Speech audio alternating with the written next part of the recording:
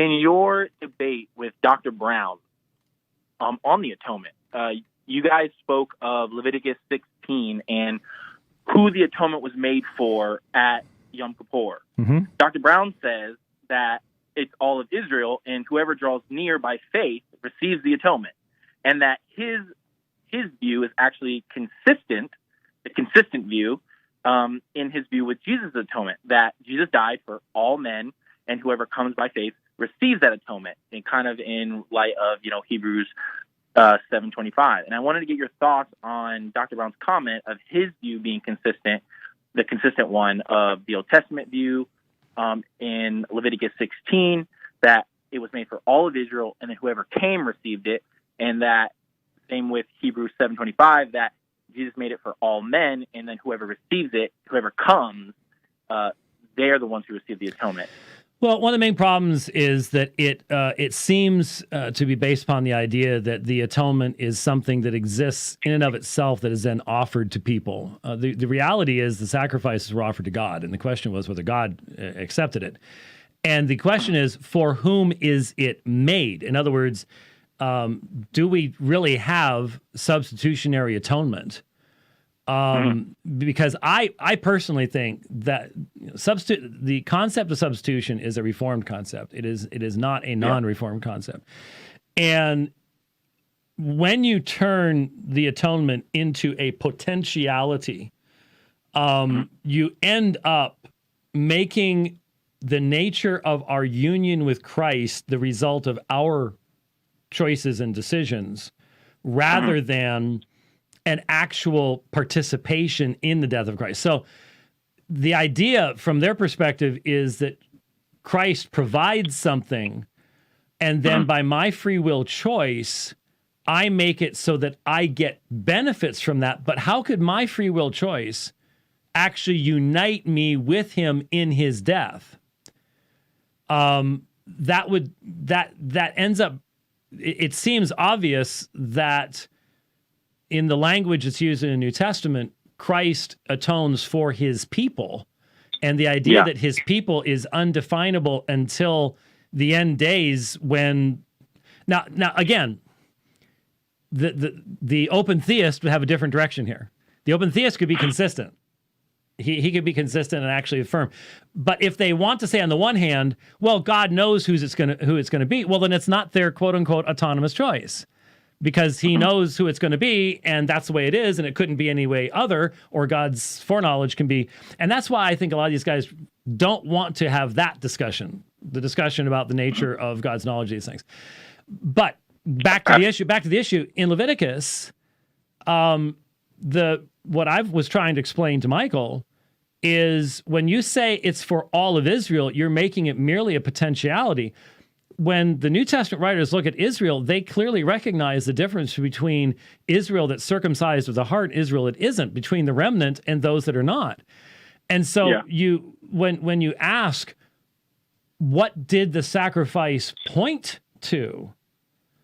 How was that relevant to the reprobate kings of Israel, who had their hearts were not circumcised?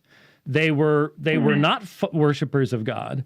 Are you really saying that the sacrifice of the high priest was for them, and it was their not even non-belief. I mean, they would say they believed that Yahweh had commanded it, but there wasn't a actual relationship with Yahweh. So the connection between the high priest in the New Testament and in the Old Testament, again, becomes weakened or even broken because you have something completely different going on. If in reality, what we're looking at in Hebrews 7:25, those who draw near to God through him, who was drawing near to God? Now, I don't believe, and again, I've pointed this out, it stuns me when people look at Hebrews 7:25, which is all about the capacity of Christ to save to the uttermost. And then they go, yeah, but he can only save to the uttermost those who contribute the action of their coming. There is nothing meritorious. There is nothing. This is a description. This is a description of those who are saved by Christ are those who come through him rather than those who do not. That's just a description. It's not saying that their actions somehow actuate something in the atonement that wouldn't be there otherwise. And so like Mike Winger, like exactly, Winger exactly, yeah. That's what Mike says. And so when I look at what's happening in the Old Testament, I look at Leviticus chapter 16, and I see that what is being established there is purposefully, intentionally meant to provide the background of what the great fulfillment is going to be. Then I ask the question, with New Testament eyes, am I able to see something here that will make that connection clear? And I do.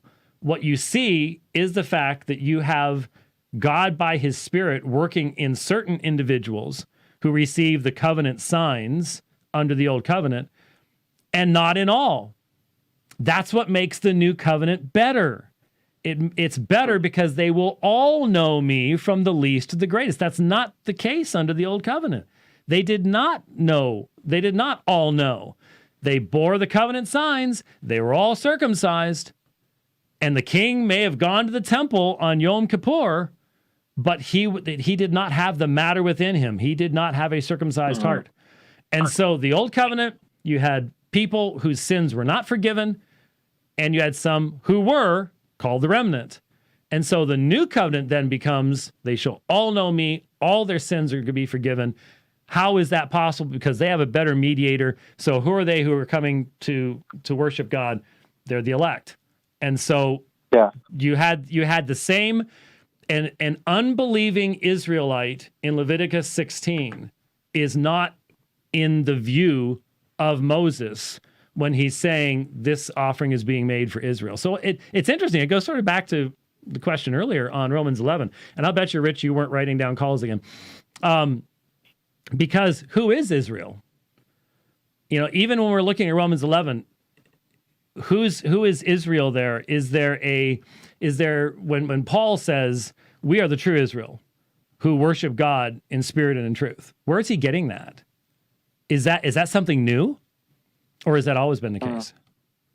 Where'd that come from? People read that and they go, yeah, okay. And instead of stopping and going, if that's something new, why didn't Paul explain it? He didn't explain it because it's always been the way. There's always been the reality that there was a true Israel that truly worshiped Yahweh. And then there were those that they had the covenant signs, but they weren't worshiping God. I mean, that's what the prophets are sort of about, I think. Yeah. Go ahead. I'll continue. And I just, and with Christ's mediation, he's mediating, because I'm still learning a lot about him as a high priest and his intercession for us. And his intercession, is that also for the non-believing elect? The ones who haven't yet in time come to be regenerated? Well, here's the only balanced way to answer that is to recognize that if the elect are a fixed number that result from God's sovereign choice, then they are united with Christ, and his death becomes their death, his resurrection, their resurrection. There was, if you listen to my response to Alan and others, I'm working through it right now. Okay, a couple weeks ago. It's a couple hours long. So. It is. One of the last objections I dealt with, I don't think came from David Allen. It came from another fellow, an Ameraldian. Okay. And it was the idea that they're objecting to a decretal concept. I don't know how anybody who pretends to be Reformed, the decrees behind everything. But anyway, the argument was that if all the elect are united with Christ, and then they brought up the same thing. Well, but we're all under the wrath of God, so that it couldn't be. And then that means eternal justification. No, I don't believe in eternal justification. When you talk about intercession, this is not a separate work from the cross. It is the continuation of the finished aspect of that, because the Son is not standing offering. He is seated. And I think one of the most beautiful pictures of that is the Lamb in Revelation chapter 5. He's standing, what? As if slain. So he has the marks of the sacrifice, but he is now alive. And so he's standing as if slain. So it's the tendency of a Western thinker is to categorize everything and break things up. And so the work on the cross is one thing, then intercession is the second thing that finishes the work on the cross. No, the work on the cross is whole and complete in and of itself. The perfect life is given in behalf.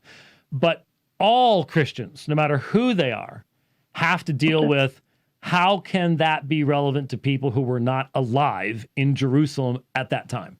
There has to be a proleptic type of application over time that allows for the eternal nature of who Jesus is, and yet the working out of the calling out of the body of Christ over time. And so when we ask about the intercession is certain for all of the elect, but now we're asking, is there a temporal aspect in heaven that somehow has to take into consideration where we are in the fulfillment of God's decree and when he's drawing his elect to himself upon earth? And I don't think Scripture gets into that. The only people who are going to care and have any knowledge of the intercessory work of Christ are those who have already bowed the knee to him in the first place.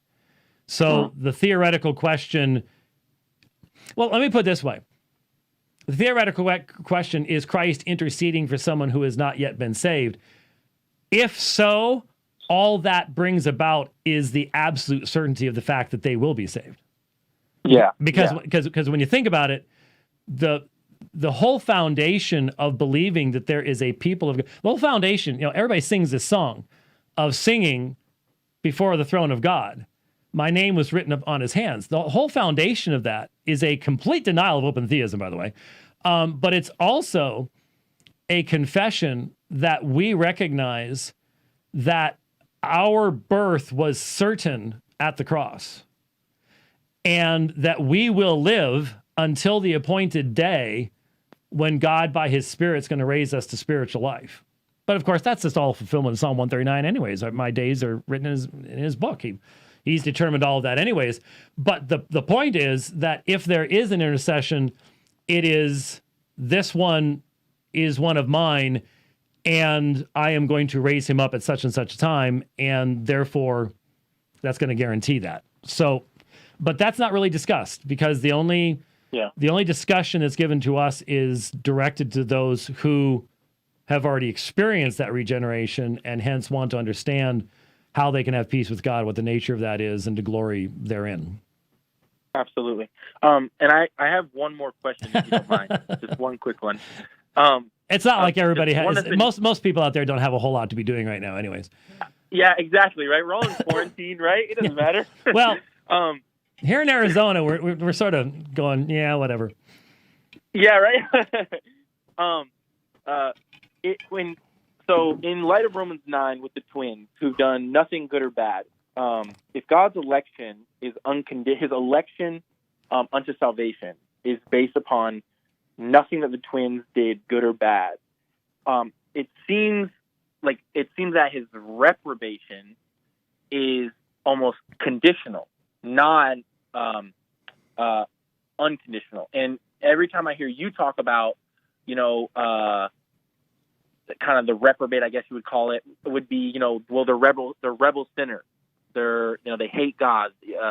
They are fighting against God. And it seems that his election to salvation is unconditional, but his reprobation seems to be conditional upon their being rebel sinners. And I just it's been noodling around in my head for a long time.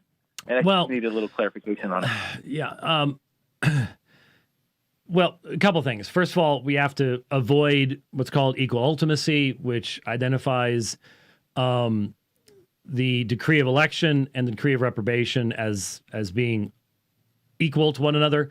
They are not. One is an extension of grace requiring the cross.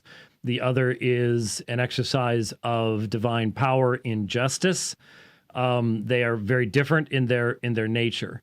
But the issue in Romans 9 is similar to what you have a little bit later in Romans 9, which is out of the same lump to make one vessel for honor and another vessel for dishonor, is that lump being viewed as fallen or unfallen?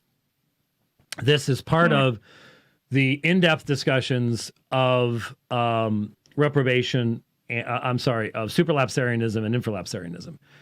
That is, where does the fall come in regards to the logical ordo salutis in God's mind? It's not a temporal thing. It's where does the fall enter into these things? And we don't have time to get into that today, but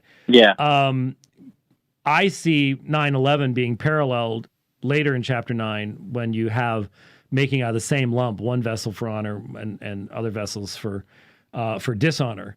God does have a purpose according to election that would stand, and it's not based upon works, but because of him who calls. So the election is positive, and it's not based upon foreseen merit, activity, anything else. And despite what some people say, that's just a reading of Paul, not of Manny.